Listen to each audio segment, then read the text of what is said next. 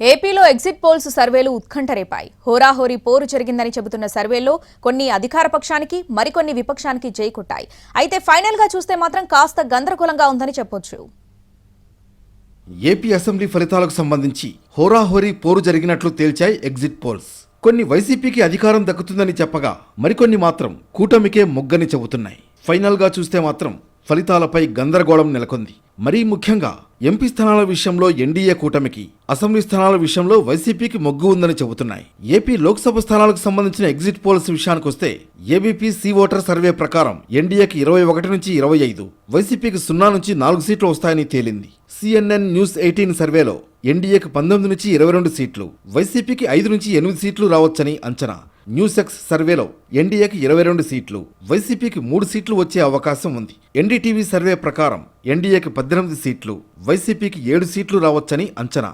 RR survey ప్రకారం వైసీపీకి 13 నుంచి 15 సీట్లు, ఎన్డీఏకు 10 నుంచి 12 సీట్లు వస్తాయని తేలింది. ఏపీ అసెంబ్లీ స్థానాల విషయానికొస్తే స్మార్ట్ సర్వే ప్రకారం వైసీపీకి 74 నుంచి 90 సీట్లు, ఎన్డీఏకు 55 నుంచి 101 సీట్లు వస్తాయని తేలింది. పార్థాదాస్ సర్వే ప్రకారం వైసీపీకి 110 నుంచి 120 సీట్లు, ఎన్డీఏకు 55 నుంచి 65 సీట్లు వస్తాయని అంచనా. ఆర్ఆర్ సర్వే ప్రకారం వైసీపీకి 94 నుంచి 104 సీట్లు, ఎన్డీఏకి 71 నుంచి 81 సీట్లు వస్తాయని చెబుతున్నారు. ఎగ్జిట్ పోల్స్ ను మించి ఫలితాలు వస్తాయన్నారు సజ్జల రామకృష్ణారెడ్డి. వైసీపీకి ఓటేసిన వారంతా సైలెంట్ ఓటర్స్ అని, అందుకే ఎగ్జిట్ పోల్స్ ను మించిన ఫలితాలు తమకు వస్తాయన్నారు. మహిళలకు అనేక సంక్షేమ పథకాలు అందించడం వల్ల వాళ్ల ఓట్లు వైసీపీకే పడ్డాయన్నారు. తమ పార్టీ పాజిటివ్ ప్రచారాన్నే నమ్ముకుందని, 5 ఏళ్లలో తాము చేసింది అడిగి ఓట్లు వేయమని కోరామన్నారు. ఏదైతే మేము ఎక్స్పెక్ట్ చేశామో, అంటే ఉమెన్ ఓటింగ్ పర్సంటేజ్ ఎక్కువ ఉండడం, అందులో మాకు పాజిటివ్ ఉంది అనడం, ఇవన్నీ కూడా బాగా కనబడుతున్నాయి.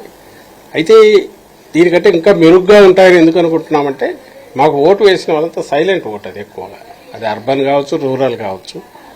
అందువల్ల సైలెంట్ ఓటు కాబట్టి ఈ పోల్స్లో అంత ఎక్స్ప్రెస్ అయి ఉండకపోవచ్చు, రిఫ్లెక్ట్ అయి ఉండకపోవచ్చు. నిజంగా వాళ్ళు సీరియస్గా చేసి ఉంటే అవన్నీ రేపు కౌంటింగ్లో వచ్చేస్తాయి, ఇంకా బెటర్ రిజల్ట్స్ ఉంటాయని అనుకుంటున్నాను. కొన్ని సర్వే ఏజెన్సీలు అధికార పార్టీకి, మరికొన్ని విపక్ష కూటమికే జై కొట్టాయి. అయితే అంతిమంగా చూస్తే మాత్రం అసెంబ్లీ, ఎంపీ స్థానాలకు సంబంధించి ఓటింగ్ సరళిని చూస్తే క్రాస్ ఓటింగ్ జరిగినట్లుగా అనుమానాలున్నాయి.